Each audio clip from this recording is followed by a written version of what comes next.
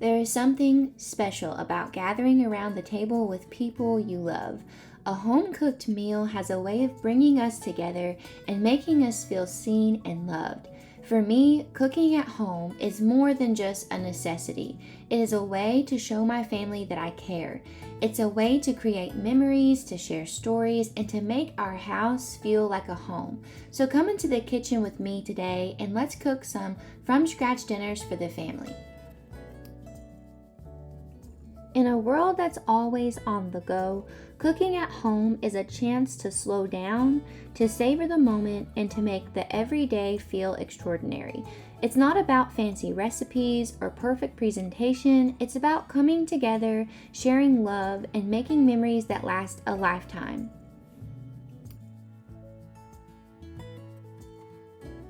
I know that cooking at home can be a challenge for busy families and lifestyles. There are definitely days when it's a struggle for me to get our dinner on the table. However, I think it's important in life to prioritize things that have a high value for you and your family and support the family unit. And having dinner at home together at our dinner table is one of those key elements for my family. There are so many reasons why having dinner together with your family is important and why you should try your hardest to be intentional about creating a time for your family to gather together each day and connect. It's not going to be easy setting a time where everyone must be home. You're going to have to make sacrifices in order to achieve it. But for us, we have just decided that we will not let anything interfere with that time. My husband's schedule varies, so it's not a specific time every night, but it's typically between 6 and 7:30 when we eat dinner. Although it's not a specific time every evening, we just don't do a lot of running about in the evening hours at all after 5 p.m. If I have to run errands or we're going to visit family or run around, I always like to give myself time to get home and cook dinner. And if I haven't already thrown something into the crock pot beforehand or done all the prep work, I just like to make sure that we have plenty of time to get that done. Something that I really like to do is try not to just overtake the kitchen responsibilities. I really like for the kids to get into the kitchen and to help me meal prep for dinner and to get involved. And I really try to carve out enough time to allow them to actually help me cook. And I know that that takes a lot of time, extra time and everything, but I think it's such an important skill for them to learn at a young age. What all exactly goes into preparing a meal and creating a meal for your family. And also, it's a really great time that gets us both involved in an engaging activity where we really can connect as a family. And so it's not abnormal for literally every single person in my family to be in the kitchen at the same time doing different things. And yes, we bump into each other and we get in each other's way, and sometimes it's kind of frustrating, but the time that we take to actually do these things together, I think, is so important that I wouldn't want it to be any other way. The food is really not the most important component in a family dinner. It's the loved ones who surround you. We typically always have some form of deer, beef, chicken, or turkey in our freezer. And so at the beginning of the week, I like to get out some of the meat that we have in the freezer and go ahead and transfer that over to the refrigerator so that it can be thawing. I actually don't necessarily make a meal plan for the week. I just get out different meats that we have from the freezer, and like I said, I let them thaw out in the refrigerator. And then I like to keep on hand different produce. So a lot of times I like to keep plenty of produce to make salads. I like to keep produce that we can roast. And I make a lot of our food from scratch. And so I keep my pantry pretty well stocked. This night we ended up having some turkey that we had raised a few years ago. Actually, it was about a year ago. Some homemade gravy, some mashed sweet potatoes, and roasted Brussels sprouts. And like I said, it's really not a fancy meal at all. It's just stuff that we had on hand, and I was able to kind of throw it together. And that's honestly what I do most nights. But I am going to share some of the tips that I have found have made it easier for me to be able to actually cook food from scratch and for it not to be overly time consuming. So, if you don't already know this, we actually do raise our own chickens. And so, our meat chickens are the ones that we have raised ourselves. And we do this once or twice a year. And so, our freezer is always stocked with fresh chicken meat.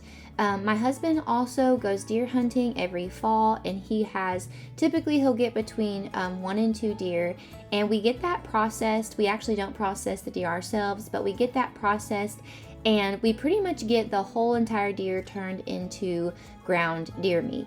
And so the majority of our meals are chicken and deer meat. We also still have in the freezer some turkey. We raised we started with 8 turkeys about a year ago. I think we ended up with 6, and Dave processed those and put those in the freezer. And so we're still eating on some of that turkey as well. We just started this year raising our own pigs, and so we don't have any pork in the freezer yet, but we're hoping in the coming years to be able to raise our own pork as well. I know that that isn't the lifestyle that everyone is living. Not everyone is trying to raise their own meat or their own produce, but you can, especially now, I feel like there is a popularity growing around the locally raised beef. So I think if you just kind of talk and try to get involved with maybe your farmer's market, I think they could probably point you in the right direction of where you could get some locally grown, locally raised beef and also produce as well. So that's a really good place to start. We also have our own laying hens, so we have plenty of fresh eggs. So those are the things that we have on hand, and so that really helps us. And it really helps me whenever I'm cooking. To cook from scratch is knowing that I've got all of these different meats in the freezer already prepared.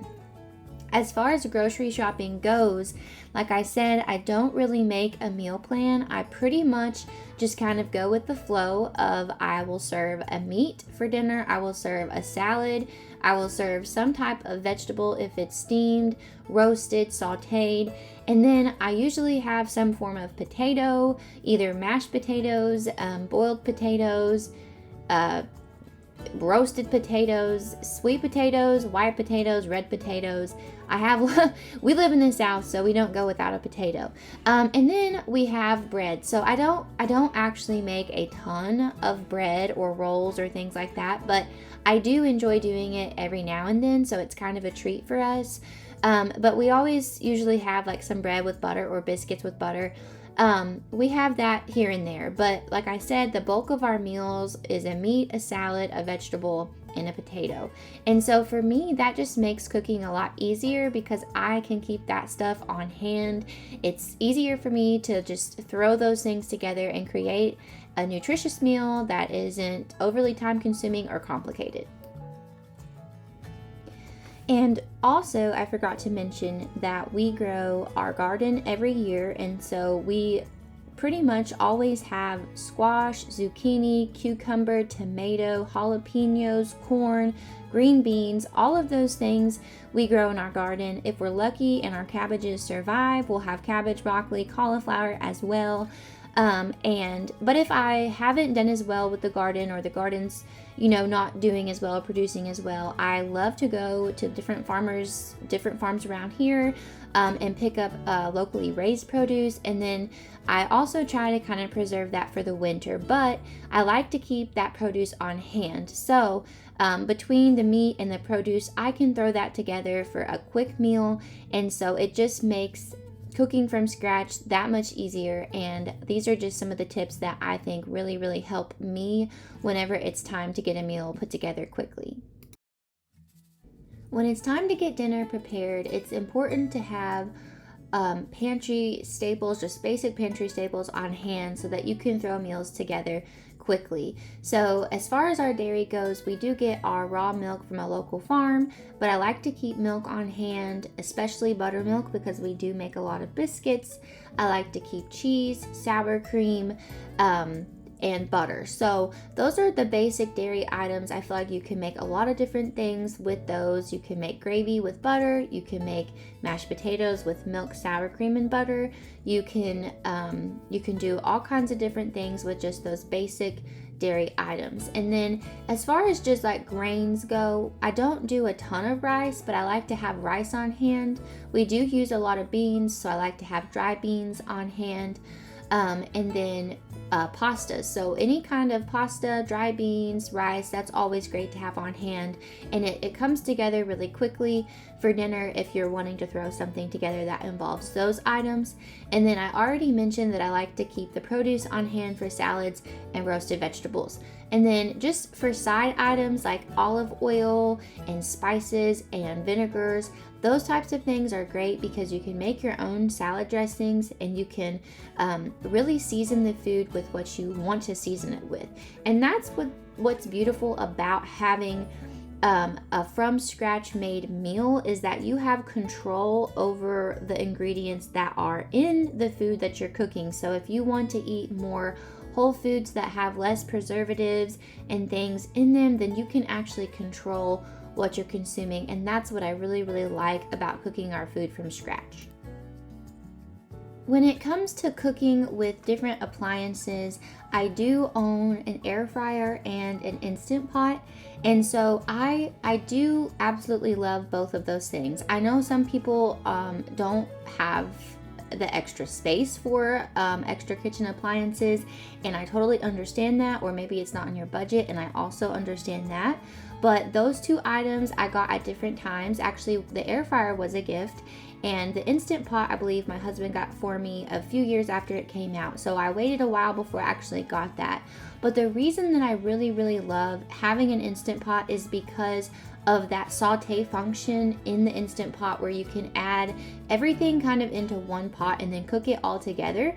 Because there are times whenever I am throwing something together very, very quickly and it cooks all in one pot. It's less cleanup, it's less work, and it's less electricity, honestly. So I really do love having that. And I also really like having my air fryer, because a lot of times what I'll do when I'm cooking meat is I will slow cook the meat in the Instant Pot, like on the slow cooker function. And that's what's also great about the Instant Pot, is that it's a slow cooker, a pressure cooker, and you can saute food in it. So it has multiple functions. You can make yogurt. There's just lots of different things that you can do with it. So it's a multi-purpose appliance, and so therefore to me it's worth having.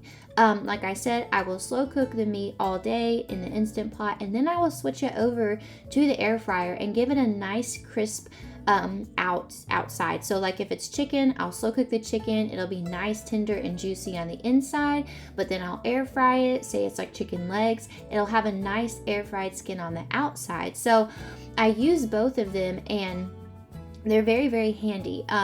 I do only cook with all cast iron skillets. I don't use anything other than stainless steel cooking pots and cast iron skillets, and that's just my own personal preference. I think that they're better for you than the non-stick versions, and that's what I grew up with my mom cooking on and my great-grandma cooking on. That's what I'm used to, and that's what I like to cook on myself. So just as far as what I'm actually using to cook the food with, those are the items that I say are really great to have.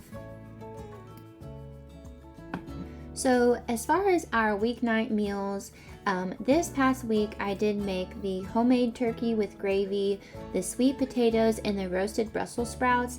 And so when I made the sweet potatoes, I just boiled the sweet potatoes whole, and then I peeled the skin off. I mashed them with a little butter and a cinnamon sugar mixture, and that was it. As far as the Brussels sprouts go, I roasted those at 425 in the oven after I had coated them with some olive oil and spices. And then for the turkey and gravy, I had cooked my turkey in the Instant Pot, and I think I had can't remember if I pressure cooked it or slow cooked it. Either way, I had cooked it in the Instant Pot, and then I made a homemade gravy with a stick of butter and the juices from the cooking of the turkey and a little milk. And so that was our dinner. A lot of our side items, like I mentioned before, will be the potato, roasted, mashed, boiled, baked, however you can make a potato, all different ways. And I really like to switch things up. Sometimes I'll add garlic and butter. Sometimes I'll add cream cheese and cheddar. Sometimes I'll add bacon. It really just depends. It's about the flexibility and the creativity of being able to cook. And like I said, when you have those items on hand, you really can just try different things and see what you and your family like. And then we also had some smash burgers that were very simple to make with just ground beef, breadcrumbs, egg, a little bit of spice. I mixed them together, rolled them up like a meatball, and fried them in the cast iron skillet. And I made some fried potatoes to go with that. And I think we had salad as well that night. So that was another example of a meal that we had. I also did a roasted chicken where, like I said before, I cooked it in the Instant Pot on the slow cook function all day, and then I transferred it over to the air fryer and I air fried all of the outer edges of that. And we just kind of ended up picking that apart and eating it with different meals. Sometimes we do that, like where we raised our own meat chickens this year, we had a few that weren't as big as the others. And so this was just one of the smaller chickens. And so that's just kind of an example of what we eat. And we do eat leftovers, and my husband takes lunch food with him from whatever I've made the night before. And then I like to just use whatever we have. So I'm not actually cooking dinner every single night. I cook dinner every other night. I cook dinner more during the weeknights, and then I'll cook it like every other night or make a bigger batch on the weekends so that we have more to eat on for like dinner and lunch. So it's really just kind of, like I said, I don't follow much of a meal plan, but these are just some ideas for you guys if you're getting started with cooking from scratch and you want some helpful tips that you can just really take and mold to your own family and to your own lifestyle, and just be able to make some more of your own meals that include more whole foods and, like I said, less preservatives and things like that. So I really hope that this was helpful for you all, and that you all can go and use this information and start creating your own from scratch meals in your kitchen for your family.